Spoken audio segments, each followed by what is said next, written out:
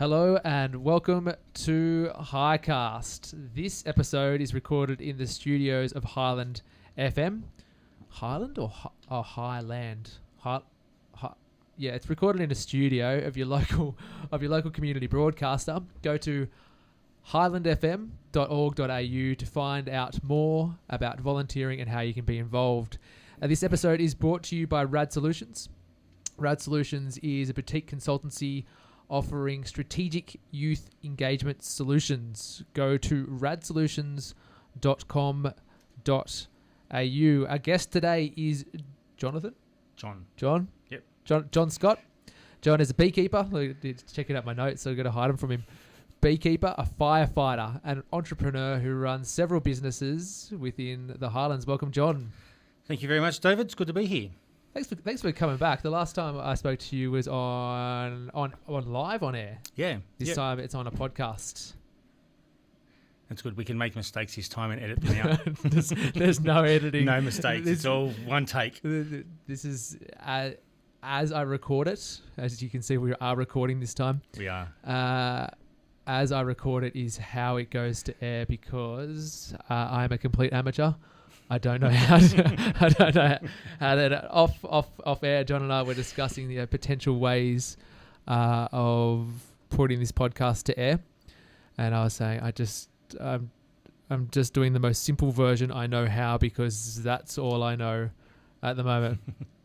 So last time, John, we talked a lot about beekeeping. We did. Yeah. What's been happening in the world of bees? For me particularly, just workshops teaching people how to start in beekeeping and taking honey off my hives, which has been very exciting. Oh, so is it harvesting season? Yeah, this is the time when you start doing it. So I took some off at the beginning of December was when I first took some honey off this season, which was nice, a good spring, gave us a good honey flow very early. So we got some off, and I've just got another about half a dozen hives that should be ready very soon to take some honey off. So that's all very exciting. It's really hot and dry. Is that a good good conditions for? Not necessarily dry. The hot is because that's what makes the eucalyptus flower. They need hot weather and lots of sunlight to trigger the trees into flowering. So they should. There's a lot with buds on them that should start flowering soon. There's a few that have already started flowering, so I'm expecting a bit more honey to come yet. But that all depends on what happens. If we get a month of rain like we did last year at this time of year, it might all change. Did we? I can't remember. We did. March. Remember we had big... Pretty much March was all rain. We had huge fires in February, and then the place drowned. Particularly up north, they had tropical cyclone Debbie. Yeah. I'm trying to forget last year. It wasn't a good year from an emergency perspective, that's for sure. No, well, locally with the grape growers, that was when they start harvesting their grapes to make wine. Okay. And that caused a lot of trouble for them. But for me personally, with my bees, I had about 12 hives I was just about to take honey off. I'd gone around the week before that rain started. I'd gone around and marked a lot of hives that I was going to take honey off. Then the next week, the rain started coming down. I thought, that's all right. I'll be able to get off next week. Next week rained.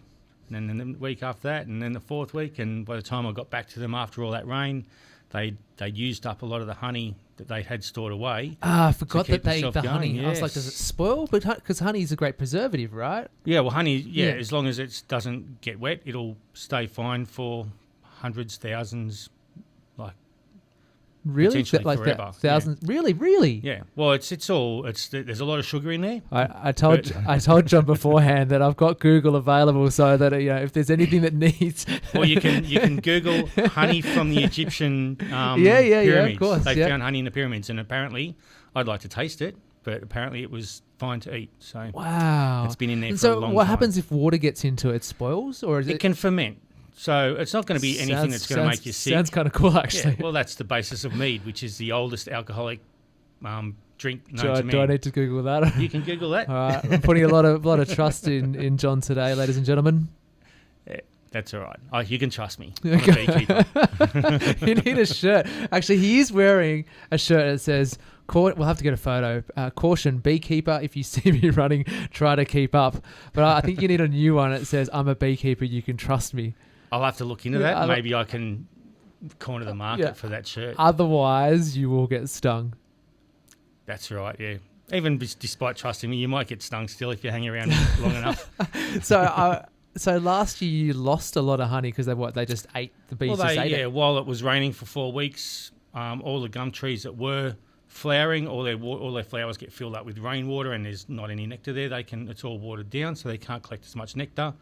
The gum trees that are about to flower don't like it because it's all overcast. They're not getting direct sunlight, so they can't flower like they would have. They haven't got the energy because they need that photosynthesis to have the energy to flower. Ah, of course. And being sort of basically not locked in their hives, but not able to get out as much as they normally would and collect nectar, they weren't able to bring more nectar in, so they just had to eat what they already had stored away. And I mean, I probably could have taken some honey off if I wanted to, but then I would have been leaving the bees with less than what I thought they needed for winter. So I made the decision to leave it with them. They need it more than I do.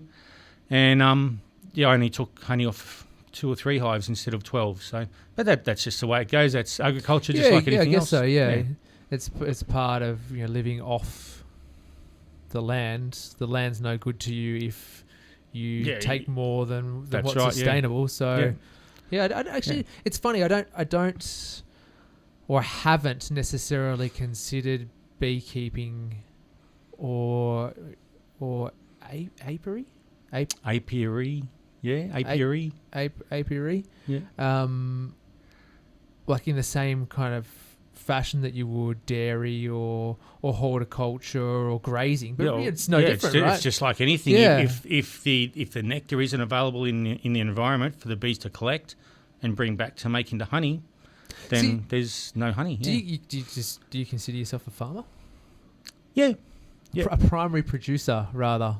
Maybe not in a legal tax sort of sense of things, but we'll see. Should we cut this off right now? If you are a lawyer and you are listening, please turn away now.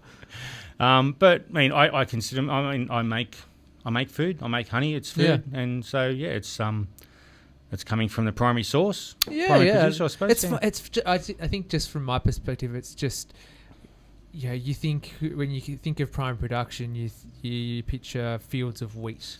Yeah, you think of fields of wheat, cows, cattle growers, sheep, wool producers. And even when you go to the supermarket, you get a steak, right? Yeah. It's really tangible. Whereas honey, it's like, oh yeah, I forgot that came from a bee. Yeah, and that came from a person who toiled over a plot. Yeah, managed the beehives and took the frames out, extracted the honey out of it.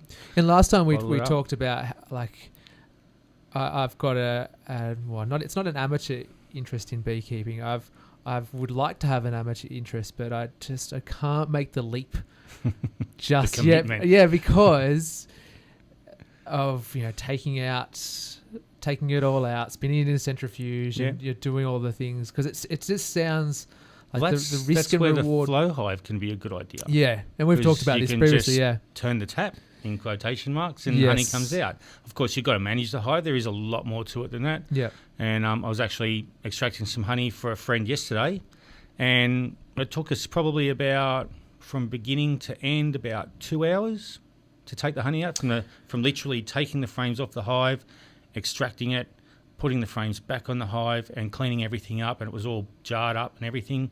2 hours.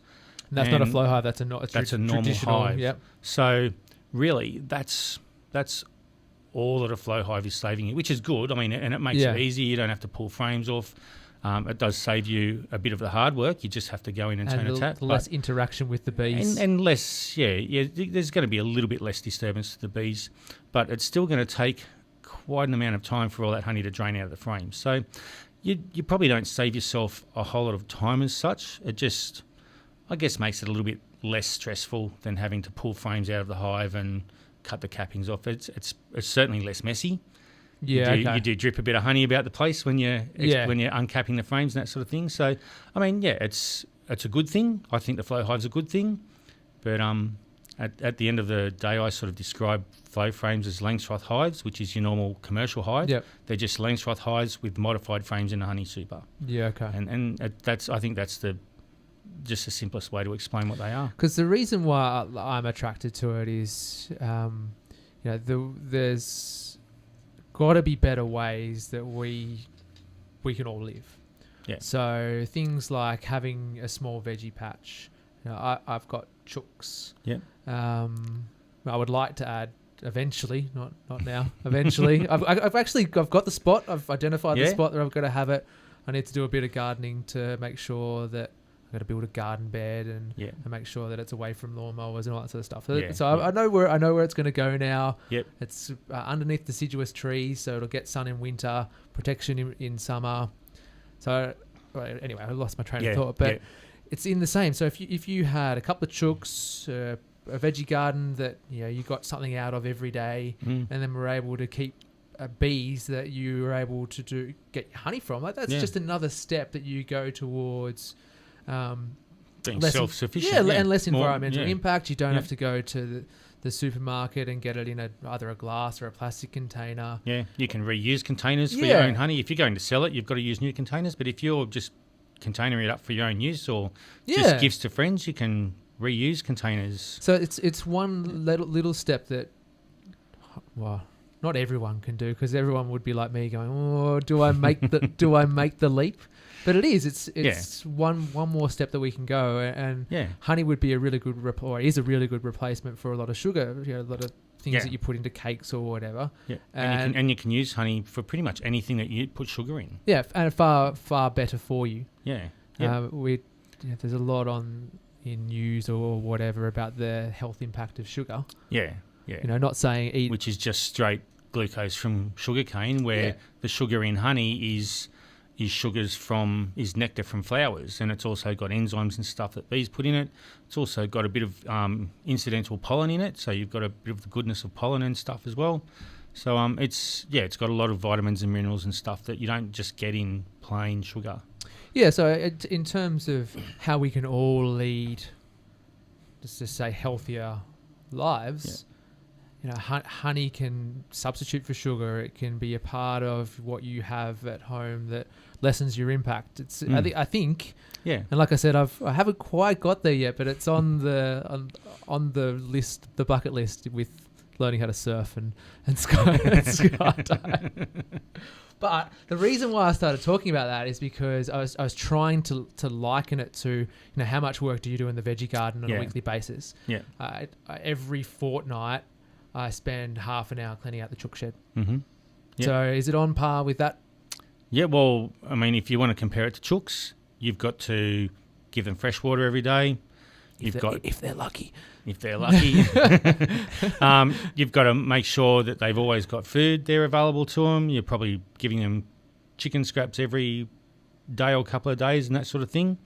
Where with bees, you could just spend 20 minutes looking at them once every maybe 2 weeks in the early part of spring when you're trying to pick up whether they're going to swarm or not.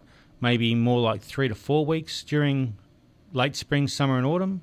So, you could look at them once a month, and it would be 20 minutes once a month. That's all you have to do, and then a couple of hours of work when you actually take honey off. Every time, this is the second time I've had John in the studio, and I walk out and I'm like, I'm going to get bees.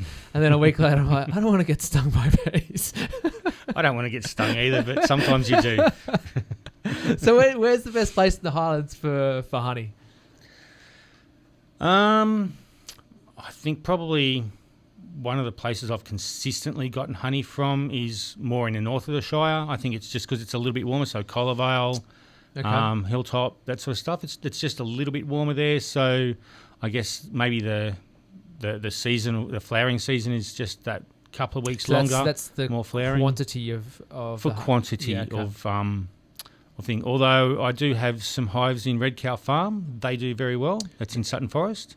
Is that on the Illawarra Freeway? Yeah, on the Illawarra Highway, just or south or west or whatever it is of Sutton Forest. Yeah, just before you hit the Hume. Not just before, but on that little stretch. Yeah, on the Hume Highway side of Sutton Forest. Yeah. And they do well, but they're pretty lucky. They've got 5 acres of beautiful gardens, which are that's the one that has the gardens over. Pretty much flowering nearly all year round. So they've got a pretty cozy spot there, those guys. Yeah, okay. they do all right. Too much time, or not too much time, but enough time to spend in the garden to keep it beautiful all year round. Oh, they spend a lot of time in the garden, Ali and and his partner there, they do a lot of work on the garden, and they have a beautiful place there. It's worth going down for a look. Okay, well, you heard it here first. Red Cow Farm, if you're into gardening and you want to see some bees in action, get out to Exeter to Red Cow Farm. And I just took honey off for them a couple of weeks ago, so they may even have some jars of honey from their hive. There you go. I'll make sure I'll give them a plug when I put this up. Red Cow Farm. Yeah, cool. I'll take notes. So the north of the Shire, Red Cow Farm. Anywhere else? I mean, it can change from year to year. It just really depends on how the season goes. One thing I have found is sort of Burradoo area. I've known a couple of people who've had hives there, and they found it tough in that area. And I think it's and I mean, it's not a criticism at all. It's just an observation. But I think it's just the types of gardens there where you have lots of spring flowers, so you get lots of honey flow in the spring. And then once the spring flowering is finished, there's not a lot of other flowering going on. Yeah, okay. Lots of pine trees, lots of formal hedges, which are plants that would normally flower, like your Photinia and your box and that sort of stuff. But because they're kept very formal hedges, they just don't get that growth. I think we talked about this last time. Yeah, I think we might have mentioned it. Yeah, the best garden is wild. Oh yeah, just a wild garden is the best garden. Yeah, lots of flowers, everything grows to the point where it flowers. And like I said, it's not a criticism. I love a formal hedge as much as next person. An English garden's really beautiful. Yeah, it looks really great. Yeah, but no honey. Yeah, but just because the hedges are kept so tidy and straight, they don't get that. The flowering tips don't get to a point where they flower. They get trimmed off beforehand. Yeah, so it's just one of those things. The bees miss out, unfortunately, but it still looks pretty. And like, I don't think we talked about this last time. Where does the majority of the commercial honey in Australia come from? Like, is there like a factory farming equivalent for honey? Well, you would get lots of commercial farmers. They would move their hives around throughout the year, so they would go to state forests where they're expecting trees to start flowering. So they might go to a state forest where there's a lot of yellow box, for instance. Just when it's about to flower, they'll move their bees down there, and they'll get all the nectar from the yellow box, and then they take it to a honey processor. It gets all jarred up and labelled as yellow box honey. Down in Tasmania, when the leatherwoods are going to flower, they'll do the same thing. A lot of your general honey could possibly be canola. So a lot of the commercial guys will go out to the canola fields when they're flowering in spring, and they'll get the honey from them. So they'll just chase the honey flow. So endless summer for beekeeping. Yeah, in a way it sort of is. Yeah. So they'll probably tend to head north in the winter. Have you seen that surfing movie? I have seen that. Yes. Yeah. You've got to make the beekeeping version. John's going to have a shirt with him beside like a big bee and a little bee. one for the longboard and one for the shortboard. Yeah. But so they just chase the honey around. They look at what's flowering, and they've got spots organised for their bees to move to next. And we've talked about the quantity of honey. Who's got the best honey? Or where's the best honey? Maybe we won't talk about who, but where's the best honey? I think I've got the best honey. All right. Yeah, but I mean, it depends what you like. You get your best honey from? So we talked last time about you've got hives in a lot of locations, and where's the best honey? It's not really something I've thought about, really. Like, what's the best honey? Surely you'd be charging a premium for your best stuff, right? No, I haven't really picked out something I've charged. I mean, I charge the same price for all my honey, no matter where it comes from at this stage. But I mean, it's all equally as good. There might be one that stands out in the future, and I just go, you know what, this is just going to go for a little bit extra. Do you ever go like in Easter show kind of competitions? I do enter honey into the Mossvale show. Oh, is that being gone? Locally, that's coming up very soon. Okay. So it should be entries should be opening for that in the next couple of weeks. Sure. I think that's in. We'll have to get you on afterwards, hopefully with a victory badge. See how I go. Yeah. And if you don't win, we'll see maybe what happens. Reschedule next year. Honey that I produced got second last year in the amber honey class. So that was honey from Throsby Park. So they're my hives there that I have there for them, and we've got an agreement there that they get all the honey from those hives. They pay me, like they've got an exclusive agreement to buy all the honey from me, Oh, wow. from my hives there. So it's your hives, their land. Yep. You do the dirty work. I manage all the hives, and that they buy the honey from me. How good's that? And they put a jar into the Moss Vale show last year and got second in the end. Wow, that's fantastic. Yeah, so that's pretty good. The year before, so 2016, I was looking after the hives for the local beekeeping club, Southern Highlands Apiarist Association. Let's give them a plug. You can get to them if you want to find out more about them. It's www.southernhighlandsbees.org.au. Fantastic. So they'll be meeting next Wednesday at Mittagong RSL. Let's take further notes, further plugs. Worries. Yeah, and so 2016, I entered a jar of honey from the club. I also entered a couple of jars of my own honey. And the club's honey got first, and my honey got second. So okay, I'll take that as first and second. Thanks very much. Yeah, okay. So for 2 years in a row, you've taken out second.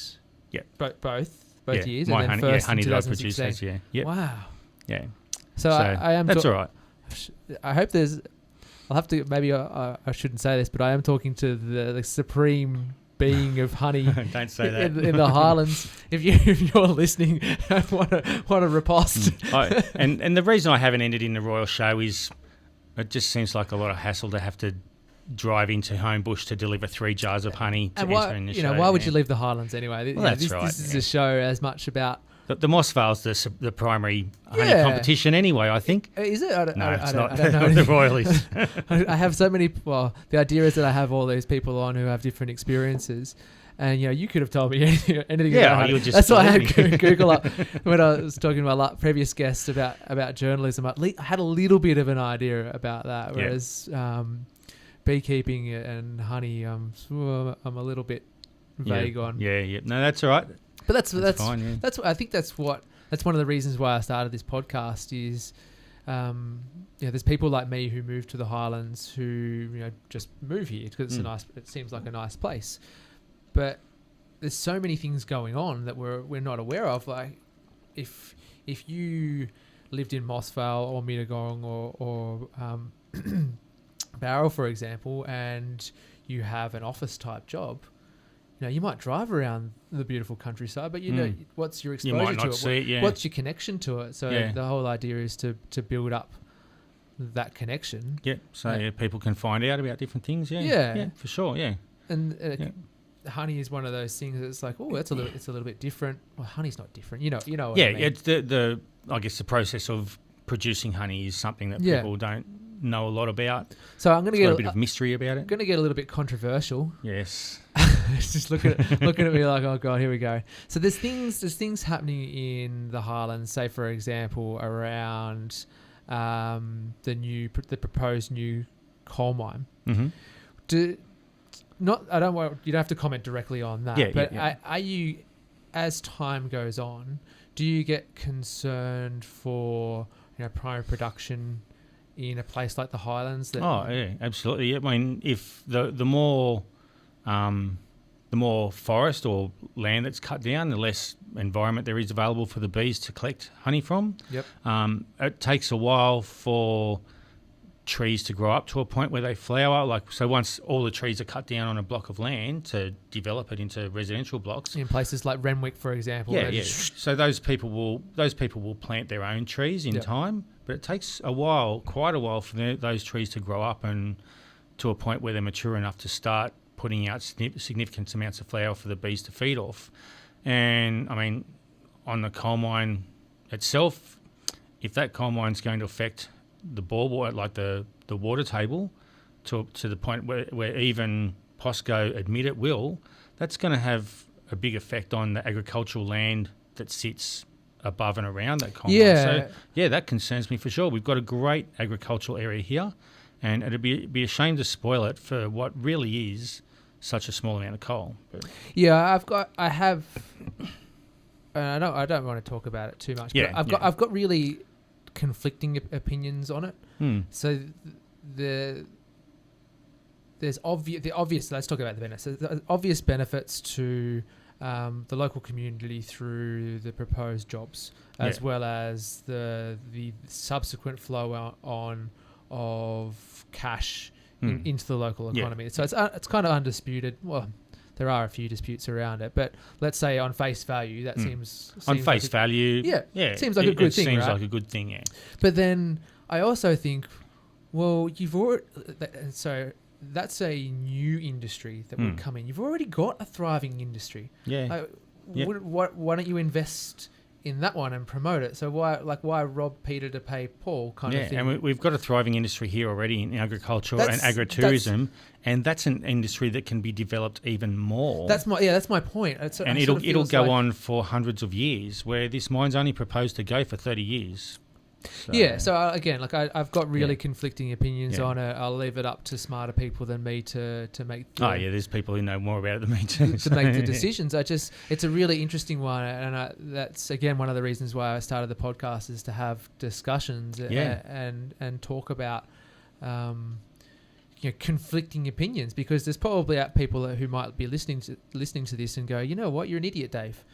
Now, the value of the cash that comes in the economy will be 10 times more, and then that will bring more cash and more jobs, and but that's what discussions about. That's if it all happens the way it's said to happen. But look, it's an interesting opinion or an interesting thing, because again, to talk about, we don't quite understand the links to our surrounding. I didn't really even consider how places like Renwick that are being quite heavily developed. Well, that has an impact. Yeah, well, that was all. I mean, it wasn't thick forest, but there was trees all through there. It was and that's a lot of trees. That's happening now. There's a development at Bundanoon. Yep. That's going ahead. That's happening out the back of what's the old estate out at Barrel? Oh yeah. So that's I know. Right next door to East Barrel. So right along south northeast Barrel. Yeah, along the old South Road there. Yes. So where that beautiful Fairfax home is. So that'll be. And there was heaps of trees. A lot of them were pine trees, but still beautiful old trees. And I would have thought that they'd have some heritage value, but obviously not enough. So it's interesting. It's a really interesting time. Again, I'm a newcomer to the Highlands relatively, so it's a really interesting time to be part of it. Yeah, to see what's changing, and how our authorities, I guess, going to manage that change to maintain what we came to the Southern Highlands to enjoy. We enjoy the green space between towns and that sort of stuff, which we want to maintain. Yes. Well, I'd like to see that maintained. I think it's one of the things that makes the Southern Highlands the place that it is, and the place that people enjoy coming to live and coming to visit. So I'd love to see that, and I think it just makes for a nicer environment, not just for bees and animals, but for us as well.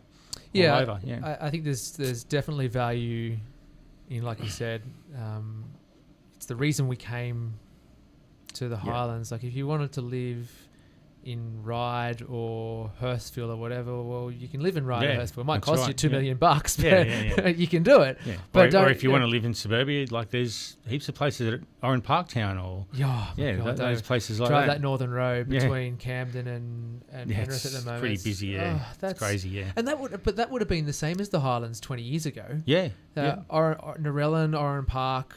All of that up the Northern Road. So that I guess, and that's part of my point. Like, that could be our future if we're not smart about it. In a couple of decades' time, if we as the people who live here don't push to maintain the Highlands as it is now, it's happening near Picton, like with the development at Wilton with Bingara Gorge, and then on the western side of the highway, there's a subdivision. Half an hour away. It's not very. It's half an hour, 20 minutes away. It's not very far away at all. And if we don't push to maintain what we've got here, that we enjoy, that we all enjoy, then it'll just start creeping south. But I'm sure, on the other hand, there's property developers who will iron it off. There'll be big dollar signs. There'll be property developers that have got the money in their sites for sure. So it is. It's a tough. It's a tough one. And look, I'm kind of glad that I'm not a council person and has to make those decisions. Yeah, for sure. Because that would be difficult. But look, I've already... I normally save the hard questions for the end. I've already got into the... Well, I'd like to... end the whole thing on a sweet note. All right. That's all Well, right. that's well. Look, we're half an hour in. It's going to take Yeah. us a little while to get. John Yeah. has. I'll have to take some photos of this. John has four jars. 4 jars, yep. 4 different jars of honey. Describe what you've got for us. Okay, so 1 jar of honey is my honey that got second in the Moss Vale show in 2016. Do I have to guess which one? Are you going to tell me which one it is? The one Oh, with the red dot on it. Yeah, the red dot. Signifying that it got second. The other is a jar of honey that was entered in the same show. This was produced in my backyard in Hilltop. The jar that got second was from Mittagong. I've also got a jar of honey that I got from France when I went to Europe last year. So I'll try some French honey. And also got a jar of honey that was taken from a hive at Exeter. And even though the honey was ripe to come off, it was ready. It was like they were like fully sealed frames of honey. The honey ferments, so it's got some natural. Oh yeah, I asked you a question about this. The drunken honey. Property. Yeah, the drunken honey. Yeah. So you'll when I open it, you'll hear that it's got a bit of pressure in there. Oh, it hasn't been opened yet. Oh, not today. Not for a couple of weeks. Really? Wow. Yeah. Okay. Cool. Yeah. So like I opened it a couple of weeks ago when we had a bit of a honey tasting thing on our last club meeting. Yep. With the beekeeping club. But yeah, it hasn't been open since then, so it's had about 4 weeks to build up pressure. The anticipation in the room. It's just right. Well, let's get into it. No worries. How should we do this? Okay, well, we'll start with we'll start with my Hilltop one first. And then we'll go to the prize-winning honey. We've got black plastic spoons wrapped in their individual plastic containers. So we're all about hygiene on this show. Well, so this is. So should we start off with the best? Yeah, we'll start off with the honey from my place. So this was from my backyard in Hilltop. Actually from your so the winner came from your backyard. No. The winner came from from Mittagong. So this is Hilltop honey. Yeah, I smell that honey coming out of Rennie. It's very sweet, ladies and gentlemen. All right, I'll let you taste first, David. I'll dig in. Here we go. I've already had a little bit of honey this morning. I know how to make sure that it doesn't drip.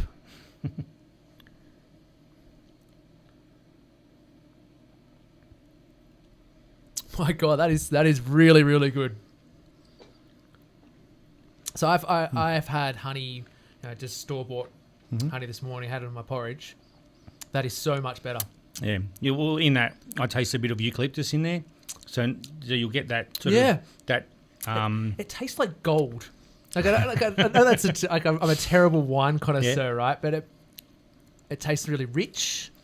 And it has a sort of creamy sort of feel about it. Yeah, it actually reminds me of honey when I was little. Yeah, and the first time I got honey out of one of my own hives, that is exactly where it took me back to when I was a kid and what honey was like really like. Yeah. Since it takes me right back to having breakfast in my nana's kitchen, like back in the 80s. Yep. Because I assume back then was before like a lot of big. It was a lot more. Yeah, just like local production guys was a lot small. Yeah. Wow, that's really, really good. And that's the difference between, because all that happens to my honey that I produce is I uncap it, I extract it in the extractor, which just spins it out. Yeah. I run it through one filter, which is about the consistency of a kitchen sieve. So what are you filtering out? Just any sort of particles? Big chunks of wax. Oh, yeah, of course. And that sort of stuff. So you still get there'll be bits of wax in there, and people who were like kids or adults sort of 20, 30 years ago will remember when they opened a jar of honey, there would have been a white ring around the top of it, and that was just little bits of wax and stuff that were in it. Vaguely. I can remember that, as well as peanut butter used to have oil on the top of it. You don't get that anymore. Yeah, no, you don't get that as much anymore. It's all mixed. But that little ring was wax, and when I was a kid, I didn't realise what it was back then, but I used to open a jar of honey and just get a teaspoon and run it around the edge there, and so that's where that was the best part. That's where the addiction started. That's right. So we're now going on to the award winner. So this is the second prize at the 2016 Moss Vale show. So again, I'll let you go first, Dave. Dig right in.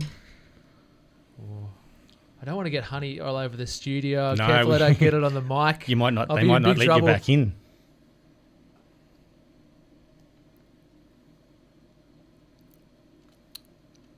So that one's, is it sweeter? What is it? Is it smoother? It's rounder. It's not as sharp. Yeah, so it's a much more floral Yes, you're far not better. not that eucalyptus sort Yeah. of zing that the other one had. Yes, more sugary, I guess it would be. It would be much sweeter. So good. Not as creamy as the other one. Yeah, okay. I don't feel it's as creamy. It's. I think it feels sweeter. It feels more sugary. Yeah, It tastes more like honey that you get from that I get from the store. Yeah. Which isn't a bad thing. Yeah, it's just a different thing. But I mean, the judges like that better than the honey from Hilltops. So they both went in at the same time. They both went in the same See, competition. I reckon the Hilltop. I like that better. Yeah, Yeah. I think the Hilltop one is. Yeah. It's not better per se. It's more my taste. I think I like- and the Hilltop one is what But I having prefer said as well, that, I think probably if I was going to eat it all the time, I might go the winner because you'd probably, it's probably less confronting. Yeah, it's easy. Like Yeah. you haven't got that strong eucalyptus taste. Yeah, and I reckon kids would probably like your Hilltop one better. But look, who knows? Yeah. who knows? Still, they're both pretty good. So is this en français? So this is the French honey. And So how did you get this through customs? Did they try? When you come back from France with a jar of honey, you just declare it on your form, and they just go, "Yep, no worries, off you go." Is it made with real bees? This is made with real French bees, and the French word for honey is miel. I should know that. M-I-E-L. Oops. Oh wow, that's really different. It's very creamy, isn't it? And I just had a bit of plastic on my spoon that I dropped in the honey. It's really, really different. It's how do I describe it? It's very floral. Yeah, it's not even in the same class. It's not even close. If you'd almost not even like if you grew up eating honey like I've been eating honey and you tasted that, you'd almost not recognize it as honey. It's really nice. It's very floral. Probably not as creamy as the Hilltop one. It's still quite creamy. It's a very light coloured honey as well. I think definitely prefer our honey. Yeah? Yeah. Okay, yeah. No, that's all right. And that's a thing, like tasting is just a personal thing. Yeah. Yeah, So what you do you like. think? Do you prefer the French I like this, but I don't have it. I just keep it for people to taste and that sort of thing. All because I'm going to have to go back to France to get this. Yeah, okay. Yeah, it's like gold. It's not even sold. Ladies and gentlemen, I got the gold honey. You can only have one small spoonful, David. It's only sold in like little shops. I bought that from a winery in France, actually. So that wouldn't even be anything sort of mass produced over there. No. That's just a little local apiarist like me. Wow. Making honey and just that's selling really it to cool. little local shops. When I started this podcast, I never would have thought that I'd be having some honey from a little apiarist. Where in France did you say? The Alsace region of France. So that's a little wine region that runs down from Belgium to Switzerland along the German border. Okay. So that's where that honey came from. So I miss out on so much. So did you hear that? Yeah. Pop. Yep, so you should have opened it right next to the microphone. I should have opened it right next to the microphone. See, I'm not the professional that you are. I would have thought of that if I was. It's complete amateur hour in here. Don't worry about it. Have a smell of that before you taste it. Hang on, I'll just make sure. It smells like alcohol. Yeah. Yeah. It does smell so like something alcoholic. Would you say to people who don't drink, would you say don't avoid this? Not necessarily. I don't think there's going to be the alcoholiness to make you drunk. Not from a little spoonful or a spread on your toast or anything like that.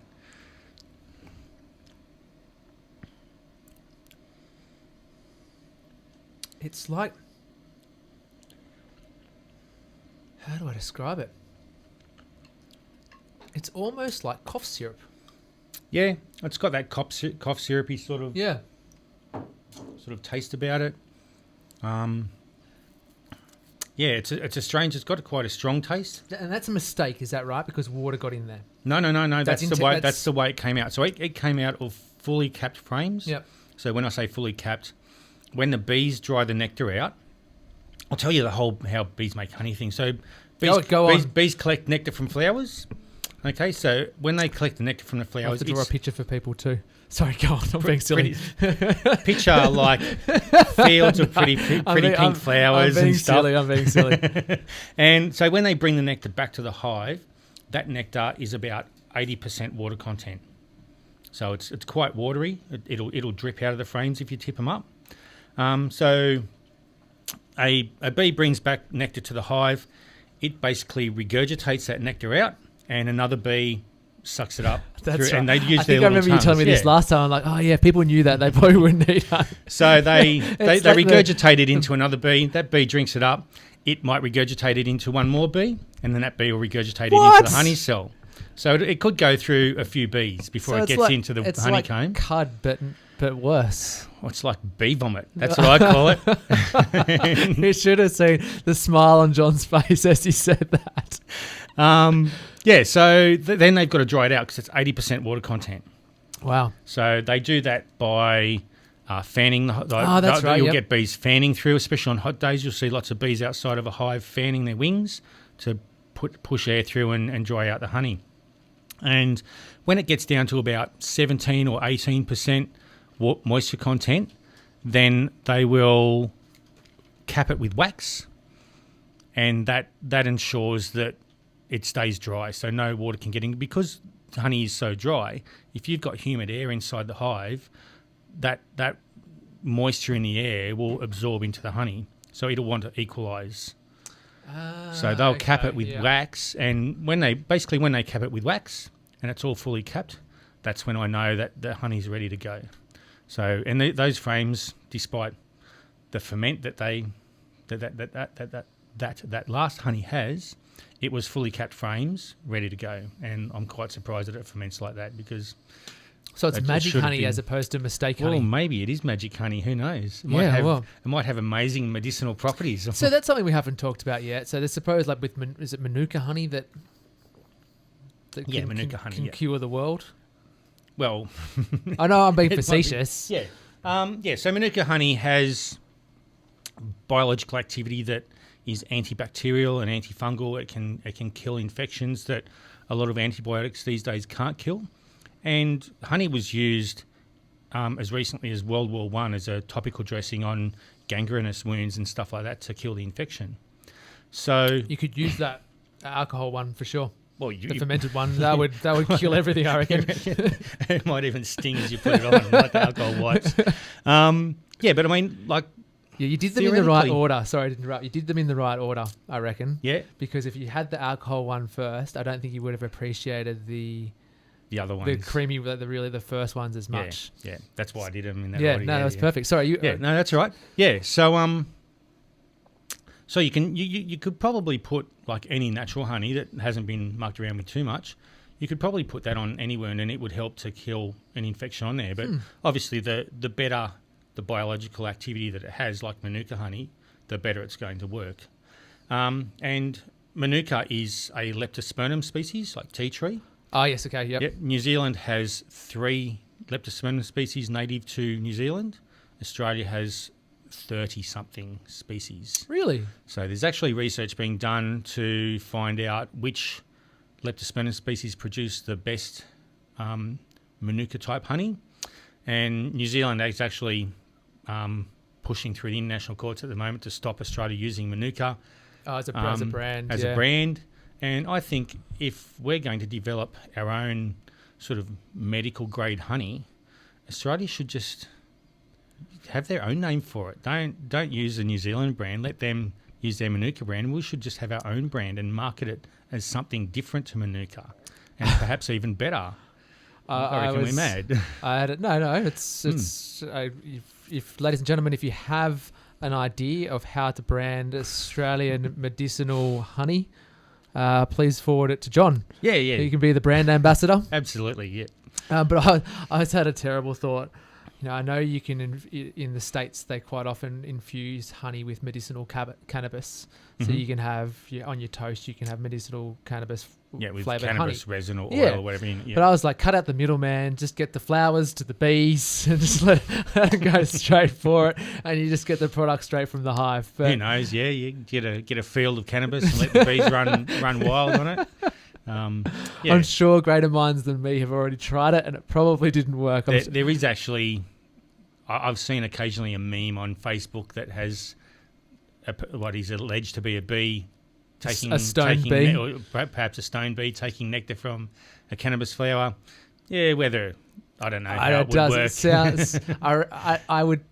I reckon it would already be a thing. Like humans are so ingenious I think it would, with alcohol and every other drug under the planet. If it's not already discovered, it doesn't. Actually, it exists. It doesn't exist. That does have me think there is a psychedelic honey. No, quite natural. No. So in the Himalayan mountains, I think it's Tibet or I think it's Nepal. The rhododendrons are a native plant of that Is it region. DMT that's in rhododendrons? I think it is. Yeah, okay. And so they not that I know about that sort of stuff. They have a honey called a bee that's called Apis dorsata, which is quite a large bee, related to the European honeybee. European honeybee is called Apis mellifera. So Apis dorsata is quite a large bee, and because it's much warmer in Nepal where they live, they have open honeycomb that they build on the side of cliffs. So you have these big, be like a foot and a half in diameter, really, like big ribs of honeycomb that hang off cliffs. If you're going to have psychedelic honey, that's where you imagine it comes from. You want to have to abseil over a cliff to get it. Yeah, but it's kind of like it's on a cliff face in the Himalayas, and only the bravest of men can with the mist rising up from the valleys and stuff. Yeah, so the locals there, and it's quite a ritual for them. They will abseil down on vines that they weave together from local plants, and they go down there, and you'll sometimes get two people, so you get one guy holding a basket on a long stick, because obviously they've gone over the cliff and it's undercut, so they've got a long stick so they can hold this basket underneath the honeycomb, and then the other guy's got a knife where he cuts bits of honeycomb off and they catch it in the basket. Or you'll get the really good guys do it by themselves, where they hold the basket sort of under their arm and with their legs and stuff, and hold the stick with a knife with their other hand and cut it off and drop it in the basket. And then, they'll bring the basket back in. Someone will haul it up to the top. And, it's psychedelic honey. And apparently it's pretty trippy sort of stuff, apparently. John's saying apparently. I haven't been to Nepal. I would actually, it would be interesting to go to Nepal and do some beekeeping there. But who knows? That's a long way off. Where's the best place to trip in the Highlands? You won't get any trippy honey in the Highlands. I don't think. Not really? Enough rhododendron plants around the place. What about? I'm assuming some of the wineries, not that they would have psychedelic honey, but they're probably mixing good wines with good honey. Anyone doing good mead? So for me, there is another local beekeeper, Bulwara Beekeeping. They do a mead. Okay. With their own honey. Artemis Winery, they make a mead, a sparkling mead, so it's a cider style sort of mead. Very nice. Highly recommend it. So for those of you who don't know, John runs is it Highlands Food and Wine Tours. Highlands Food and yeah. I can't even speak. I'm drunk from too much alcoholic honey. Drunk from the honey. One little spoon of alcoholic honey. I don't drink much. Oh God. Really? So a sparkling mead? Yeah. So it's like a cider style of drink, and it's really nice. They've got a couple of different flavours. How lucky are we to live in a place? We live in a pretty cool place. It's spectacular. I don't like when I moved here. I was like, I just want to get away, live in a nice place, but I didn't quite realise what was on our doorstep. Yeah, it's like the Southern Highlands is producing award-winning wines. And it's a cool climate. It produces a style of wine that I like, which is like crisp, clean, dry style sort of thing. But you can get some sweeter ones as well. There's people that make dessert wines and that sort of stuff. So, I mean, we're making some nice wines. We've got 5 added restaurants in the area. So it was 3 last time I talked to you, wasn't it? Well, I've since found out that so Boyota's got 2 hats. Ah. Echelot's got a hat. They've had a hat and now for a while. can't afford to go there. Bistro Officina at Beretta Hotel has got a hat. They've only recently got their hat. Is that the one next to the golf course? Yeah. So they've not long been open. I've been there. That's awesome. Yeah. It's really good. Catters down at Pepper's Sutton Forest Manor House. I've never been there. I've driven past it 1,000 times. So Catters, the restaurant there, and the restaurant in Milton Park has a hat as well. Wow. So we're pretty lucky to have 5 hatted restaurants in the area. Wow. Okay. Yeah. Well, not 5 hatted restaurants. 5 restaurants with hats. So you're a person who gets like right around the Highlands. How do we make it better? The last question: how do we make it better? I think support the businesses that are already in the area by going there. Yep. If you want to go somewhere for a nice dinner, try one of those headed restaurants. That might be something that you really remember. Like they do some good food.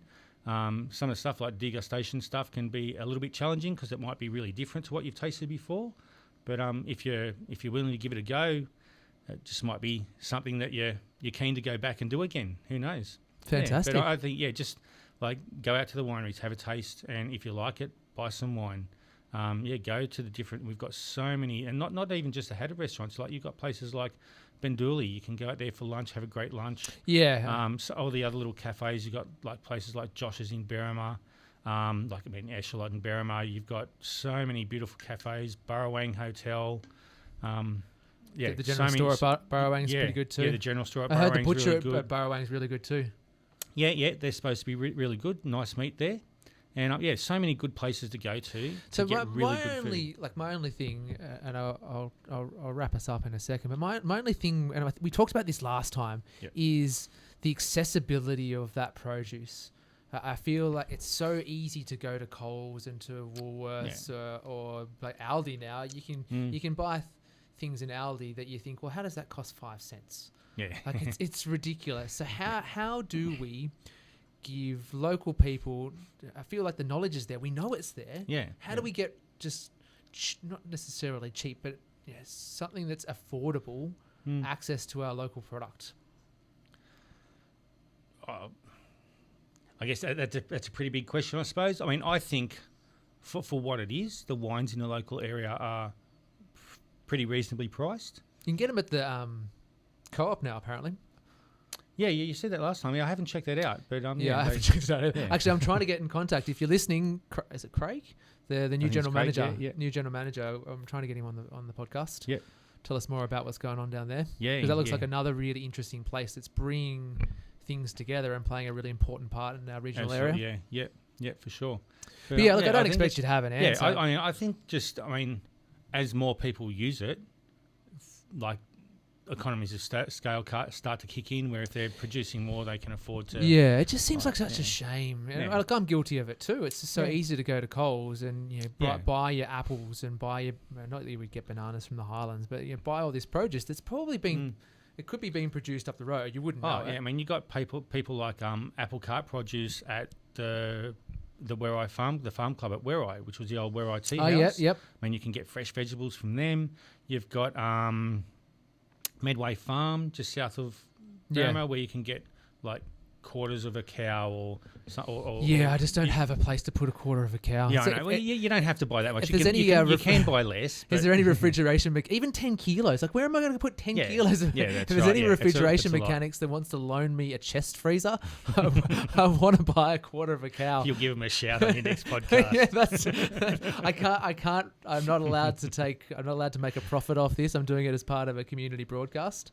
Yeah, it'll just cover the costs. Yeah, so I need to work out some sort of other arrangement. And look, we're up to 100 listens now, so that's got to be worth something. Cool. Yeah. So look, like I said, I don't expect you to answer it. Yeah. But how do people get in touch with you? How do they find out about? Okay, so for my bees, they can go to my website, which is www.easybees, which is EZYBEEZ.com.au. And they can find out information about what I'm doing there, in terms of if they want to buy some honey. I've got some honey. I've got in buckets at the moment that I've got to jar up. Buckets of honey. Buckets of honey, yes. And my workshops. I've got one happening this Sunday, and my next one is on the 18th of April. And I'm actually starting to sell beekeeping equipment now. So I think you mentioned that. I'm sourcing that from various sources to try and. I want to get stuff that I would be happy to use. I don't want to be selling stuff that I wouldn't use, because that's just not me. I want to sell good stuff. So I'm trying to get some suits at the moment that are of a quality that I like. I think a good bee suit is probably the most important bit of equipment that you can buy. Yeah, for those of you who are wuss like me, I don't want to get stung. I don't like getting stung either. That's the worst thing about beekeeping. Did I tell you last time I think I'm allergic to bee stings? Yeah, you mentioned that. Yeah, because you swell up a fair bit. Yeah. Yeah, I did. Long story short, I did a SES job with chainsaws around a beehive. Yeah. And just It's not good. It's not good at all. Yeah. So Easy Bees. Easy Bees, and for my wine tours, just go to Highlands Food and Wine Tours.com.au, and you'll be able to find out about them there. And there's like my phone number. Well, I can give you my phone number if you want. Yep. Don't know how comfortable do you feel Call, giving out you your phone can number? call me about anything on 0410 590044. I'm not giving out my phone number. No, that's right. My phone number's all over the internet anyway, so that's all right. That's fine. Oh, that's awesome. Thank you very much for coming on. No When are worries, we going to Dave. talk to you next time? This was pertinent because it's honey capturing season. I guess maybe next time, sometime around August when bees start to swarm, we can talk about swarming. That's right. That's how I first discovered John. He's a celebrity, local celebrity. This has been HighCast. If you know of someone who is interesting and has a good story to tell, like John right here, get in touch via my Facebook page, HighCast, HighCast. John, you can also find John on Facebook as well as Easy Bees as well. Yeah, just facebook.com/EZYBEEZ, and you'll see my my Facebook there. And for my wine tours, I think it's facebook.com/Highlands Wine Tours. Maybe. Just go to the website. Just go to the website. Yeah, all the there. links to my social stuff are on my website anyway. Well, thanks very much. Yep, cool. Thanks, Cheers. Dave.